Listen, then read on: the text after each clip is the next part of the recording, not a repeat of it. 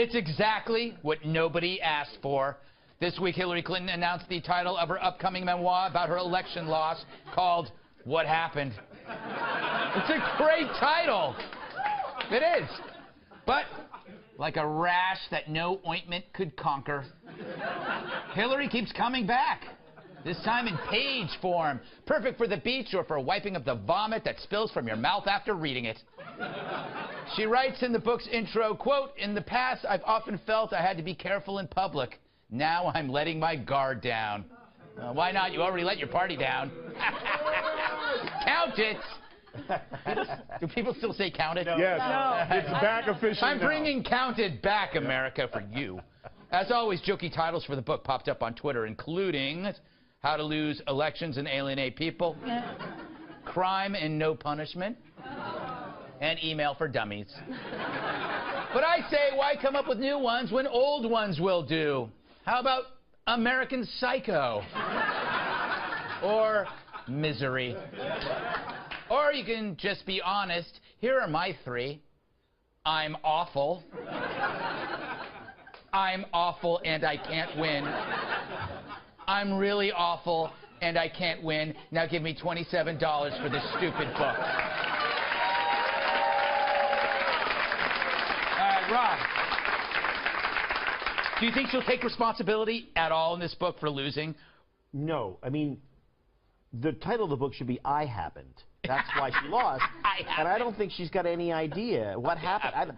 The last person on earth who's going to know what happened is going to be Hillary Clinton. Right, exactly. It's like, even that she called it that shows still how weirdly disconnected to the reality she is. And also, she must have started writing this book like the day, I mean, it hasn't been that long. It was her therapy. She went to the woods and she wrote. That's what she was doing. Yeah. She actually cut the trees herself and made it into paper. And then she started writing it using the blood of woodland creatures. Morgan, what is there an appeal to this book? Well, it's like reading the team that lost the Super Bowl, their book. I don't know if they ever wrote a book. I will stop asking a question. I guess Goldman doesn't pay enough. Ooh, right? yes, that's true. I don't know. Maybe she needs. I mean, I don't know what else she'd be. Oh, but I have a really good book title. What? Screwed by Wiener. Oh!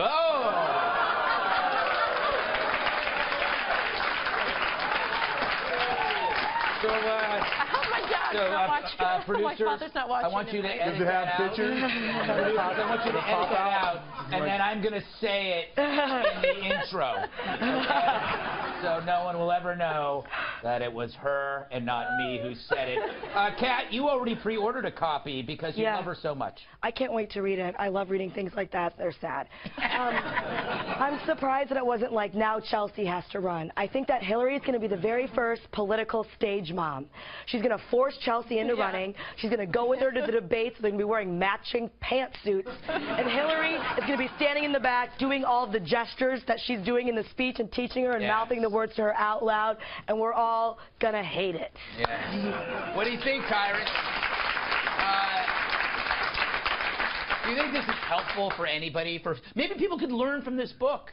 Yeah. What not to do when you run for president. I mean, she didn't write this damn book. Come on. I mean, come on, man. Like, you want to come on, Miss Lady. You didn't write that. And the title should have been I Should Have Left Him. Oh, yeah. You know, she probably would have got more ground as being battled. She would have won if she was been divorced. A hero. Yeah, she would have been. Yes, no, she still wouldn't have won because then she had to speak. She would have been the first divorced female president. And that matters. Yeah, you know, I mean, she didn't, like, you don't want to talk about somebody's personal life, but, like, when your husband did what he did, and then you never once, we never once got the, oh, hell no, or at least throw Bill's clothes out in the white lawn, something, like, act a fool, like, oh, man, all the tires are slashed in the car parade in the White House because Hillary's pissed because he done messed up. She was just like, it's cool. They can't throw his clothes out on the lawn because it would kill the lawn. But I'm just saying, I mean, there should have been some moment where America was like, yeah, she had a right to be angry, instead she bottled it inside and held it in, and then we just got this we got Spock running for president. There was no emotions. There was nothing. I mean, and then when she did snap, I don't want her to be around the button. How dare you smear Spock I'm just saying, one day she's going to snap. Yeah. But And we're going to read about it. Yeah. Young Democrat women actually said part of the reason that they didn't have voter intensity for her, they cited that as one of the reasons, and they thought she aggressively went after the victims of the. Well, I mean, for those of us who've ever been cheated on or gone through that, the first thing you do is, you don't blame yourself, and then you blame the other person, and then eventually you get a while to blaming the some bitch that did it was in front of you the whole time. She never went there. She was just like, I'm going to be senator, right? So, and it was just not. She took the job. I'll stay with you for the jobs, and the American people saw that. This is getting strangely personal. You know, I have to say, so tired. She made me think that the worst job in the world would be Hillary's ghostwriter. Because what does that entail? You'd have to meet her. Let's say you meet her at the Four Seasons. You'd have to get a room and sit. Because, Rob, I'm sure you've done this sort of thing. I can't imagine anything worse because you have to sit with her while she talks about and you suggest other ways in which she failed. Yes. I mean, I'm sure she started to say, okay, what happened? I think we've got to start with all the lies in the media. And the ghostwriter saying, what about the fact that you're just cold and you don't connect to people? No, I'm not done yet.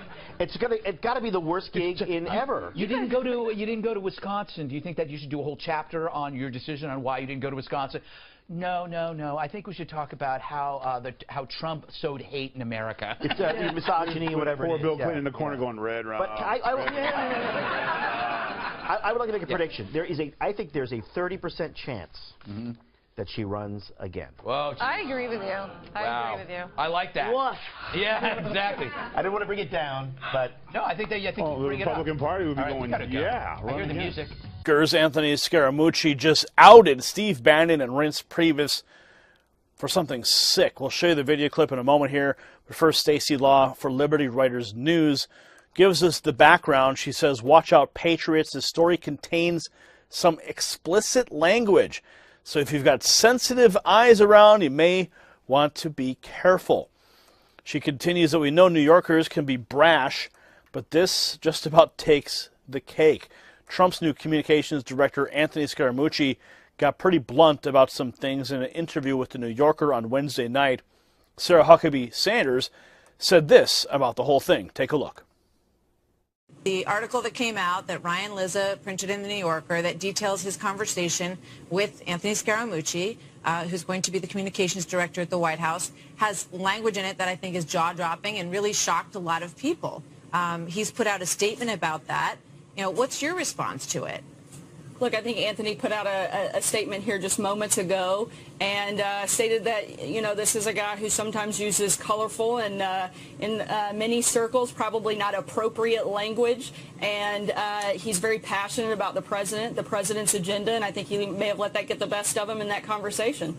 All right, I just want to put up one of these quotes, and some of them I have to say we can't really put up on the screen at all, but he's going after the communications department because Ryan Lizza tells him that he understood that certain individuals were having a dinner at the White House, and he reported that. So according to Ryan Lizza's story, Mr. Scaramucci gave him a call and said, why do you even know this? How do you know about this private dinner that's happening at the White House? And he says, they'll all be fired by me. I fired one guy the other day. I have 3 to 4 people I'll fire tomorrow. Reince Priebus, if you want to leak something, he'll be asked to resign very shortly. Reince is a blanking paranoid schizophrenic, a paranoiac. Clearly working with Scaramucci there, playing defense on his comments. And according to the New Yorker article, Scaramucci laid into Trump's chief of staff, Reince Priebus, and Steve Bannon, his senior strategist, and he said some pretty colorful things. They're right here. It was Scaramucci's belief that Priebus is a leaker who has leaked information to the media, and apparently there is some bad blood between Priebus and Scaramucci. Since just after the election and when Trump wanted to add Scaramucci to his administration, Priebus did not approve. So Scaramucci called Priebus I'll just say it. I already warned you, okay? He called him a cock blocker for keeping him out of the Trump administration, okay? He also said about Steve Bannon, he said, "I'm not Steve Bannon." Okay, ready? Okay, this is going to be a little vulgar, all right? He said, "I'm not Steve Bannon. I'm not trying to suck my own cock." Yeah, that's what he said. Wow. Steve Bannon. Man, he must be pissed as all hell right now. He went on to say, I'm not trying to build my own brand off the effing strength of the president. I'm here to serve the country. He says he felt kind of bad after because then he tweeted out this statement. This was his statement. He said, where is it? He says, I sometimes use colorful language. I will refrain in this arena but not give up on the passionate fight for Donald Trump's agenda. So, he says he's going to try and find out who these leakers are. So if you love Trump, you love the passion of the administration,